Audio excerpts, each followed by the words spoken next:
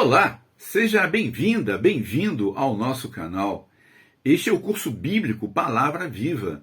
Eu sou o professor Jair Andrade Dias, coordenador do Instituto Bíblico Palavra Viva.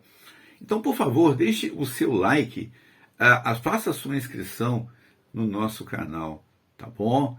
Então, vamos falar hoje sobre os dons ministeriais.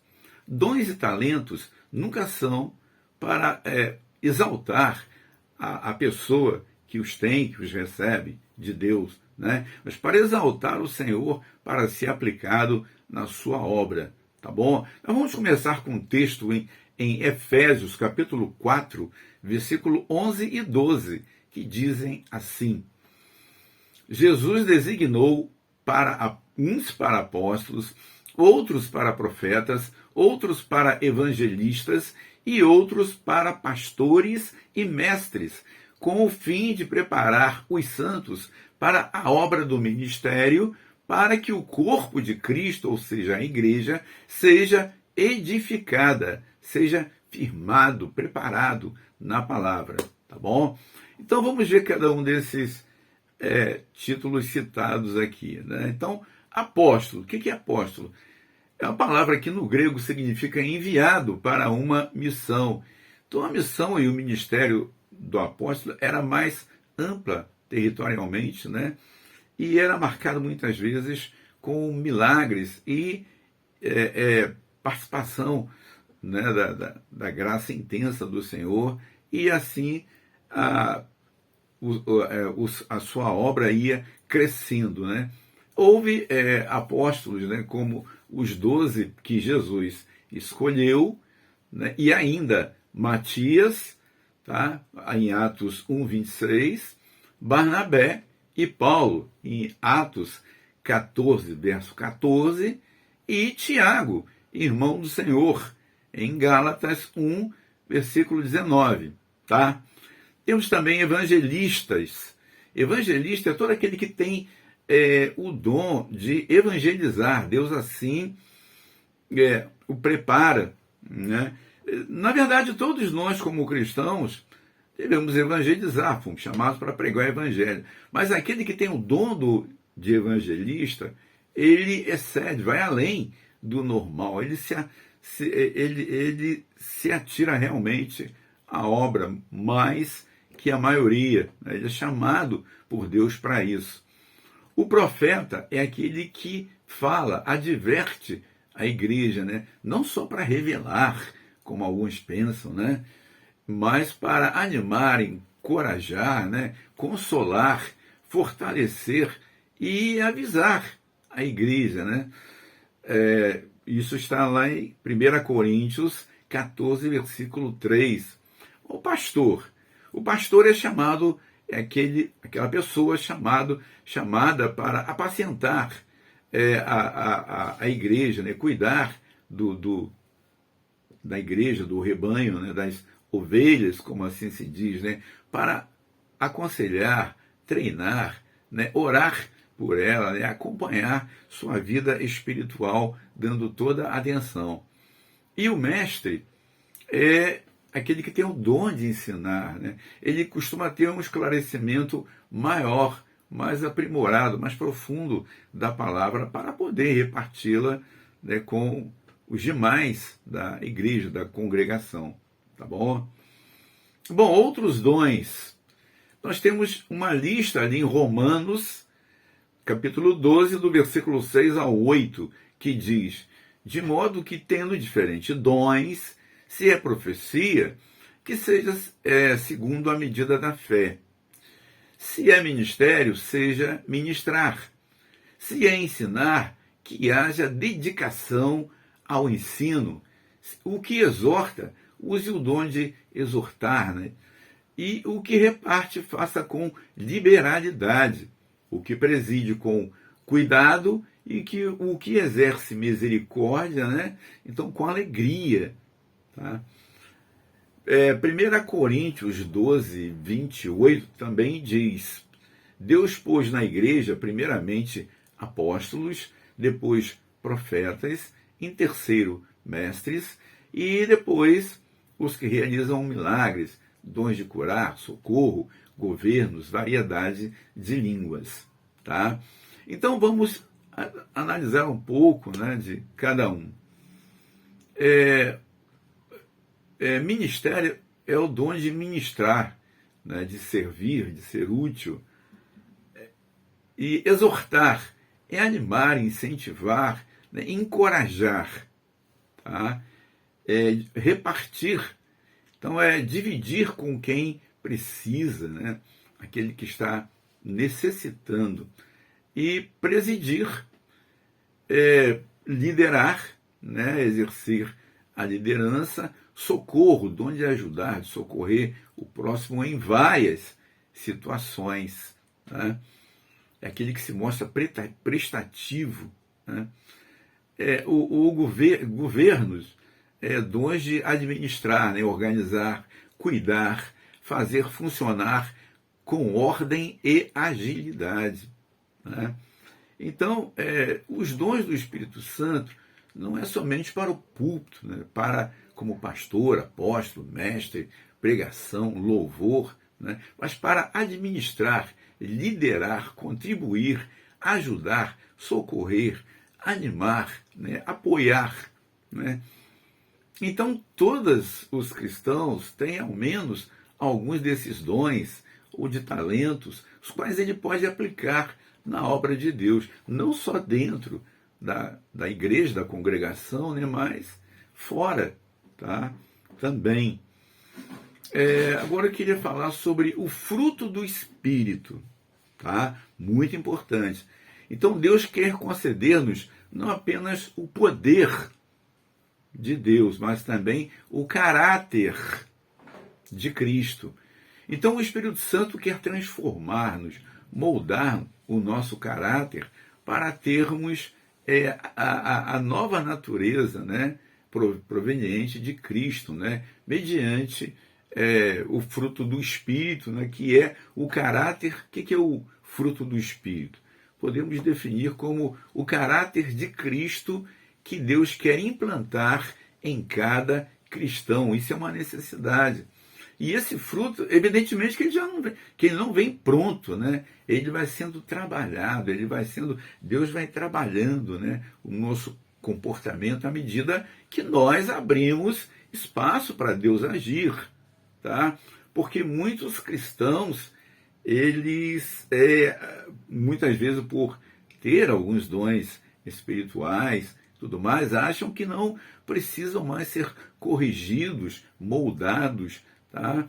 Mas não é o dom, o poder que molda o crente, mas sim o fruto do Espírito, o seu comportamento, o seu caráter, né, diante ali da igreja e diante dos de fora, né, e até mesmo da sua família, né, seus familiares, como ele trata os seus familiares, os seus amigos em redor. Então, o fruto do Espírito, nós necessitamos deixar que ele cresça e se desenvolva em nós cada vez mais. Bom, então o que é o fruto do Espírito? Tão importante para nós. É que o fruto do Espírito é a correção de Deus no nosso caráter, para nós sermos mais amáveis, né? Nós termos mais empatia com as pessoas, tanto de dentro da igreja quanto de fora, né? Nós sermos, nosso caráter ser corrigido por Deus, para nós trabalharmos na sua obra.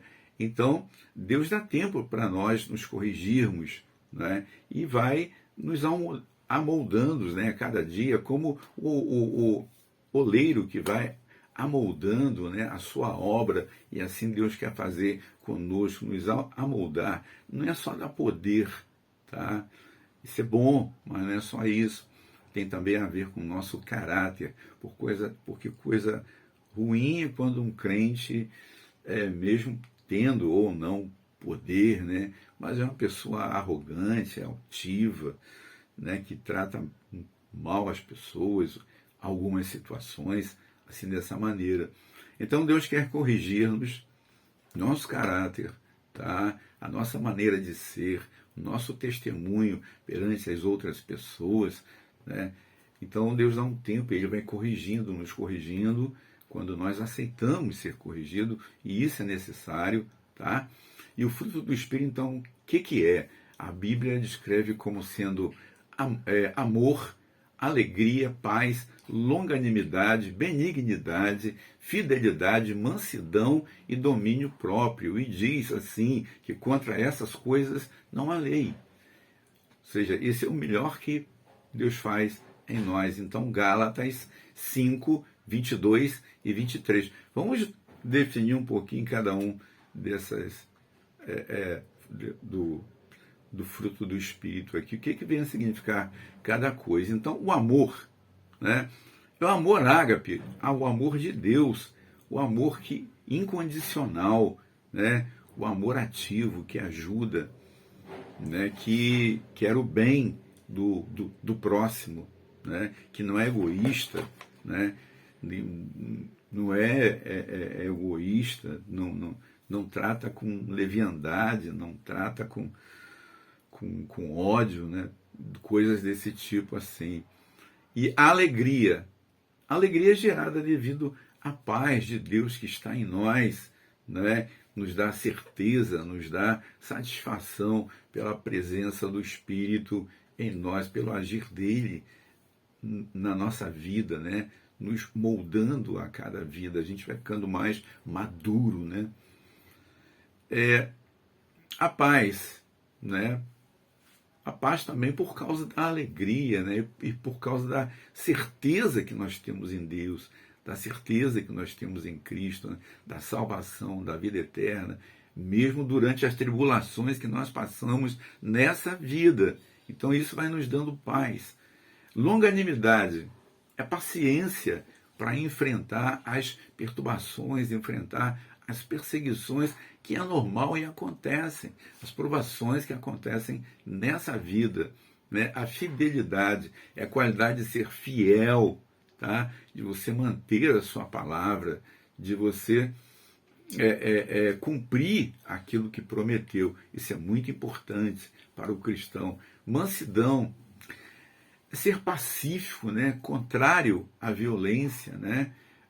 Ou de irar-se com facilidade. Deus ele quer, né, nos moldar para nós não sermos mais um pavio curto, né, uma pessoa explosiva, assim, dessa maneira, mas nos aquietarmos, né? E o domínio próprio é o autocontrole, a temperança, a maturidade cristã que vem acontecendo com o tempo, com o trabalhar de Deus em nós, à medida que nós deixamos, né? Em contraposição a isso, existe as obras da carne. O que são as obras da carne? Aquela pessoa que não é trabalhada pelo Espírito Santo, aquela pessoa que não tem maturidade, né? Que é uma pessoa carnal, que não tem o Espírito Santo nela, trabalhando, né, moldando. Então, vem de nós, quando nós não temos Cristo e não deixamos que Cristo venha a dominar-nos e corrigir, né? Então, alguns somos, antes de sermos tratados, né, nós somos mentirosos, egoístas, vingativos, né? E nos iramos à toa, briguentos. Alguns são ainda adúlteros, mau costume de roubo, né? De violência, de falsidade, ciúme, né? Bebidas, drogas. Então, muitos são ou foram assim, né? Mas Deus quer corrigir tudo isso em nós. Isso não é para ficar, isso é para ir saindo à medida que nós vamos nos voltando para Deus. E isso tem que ir, isso vai acabando à medida que Deus vai tomando conta do nosso ser, do nosso interior, né? Então a Bíblia descreve quais são as obras da carne, né? Como adultério, impurezas sexuais, relações sexuais extraconjugais, né, idolatria, feitiçaria, discussões de ira e e se desviar da verdade, briga, inveja, assassinatos, ciúmes descontrolado, gritaria, bebedeiras, né? E coisas semelhantes a essa, que diz a Bíblia, pela qual ninguém herdará o reino de Deus, mantendo essas qualidades ruins aí, né? Isso está em Gálatas 5, 18 ao 21, tá? Então, tudo isso Deus quer corrigir em nós. Por isso, nós temos que dar lugar, espaço para o fruto do Espírito Santo e crescendo cada vez mais em nós, né?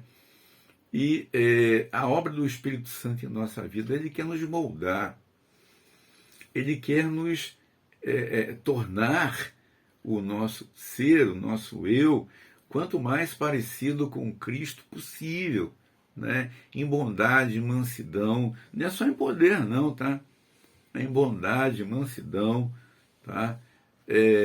Ser agradável às pessoas, muitas vezes até aceitar algum comportamento estranho da pessoa por amor a ela e por amor a Cristo, tá bom?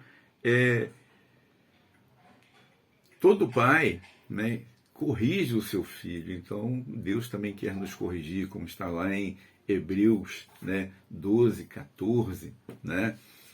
Eles querem nos corrigir a cada dia, assim que Deus possa nos abençoar e nós possamos receber o poder de Deus, e não só isso, mas também a mudança no nosso caráter. O crente precisa ter essa mudança, né? Mostrar que ele é uma nova criatura, tá? Não é fingir, não. Aquilo vem de dentro quando a pessoa é transformada pelo Espírito Santo, tá? Então Deus nos abençoe. E da próxima vez nós vamos falar também de um assunto importante, que é sobre escatologia, tá? Escatologia são as coisas futuras, né? Então, por exemplo, a partir de nós, a morte. O que acontece quando a pessoa morre? Como era antes no Antigo Testamento, como é hoje? O que acontece quando a pessoa morre? E as coisas futuras que virão, como a vinda de Cristo, arrebatamento da igreja, a vinda de Cristo. O que é isso? Como será isso? A grande tribulação. Então, esses são os assuntos que nós vamos tratar daqui para frente. Amém? Então, dê o seu like, tá? Se inscreva na nossa página, no nosso canal. Convide as pessoas também. Amém? Fique com Deus. Deus abençoe a sua família.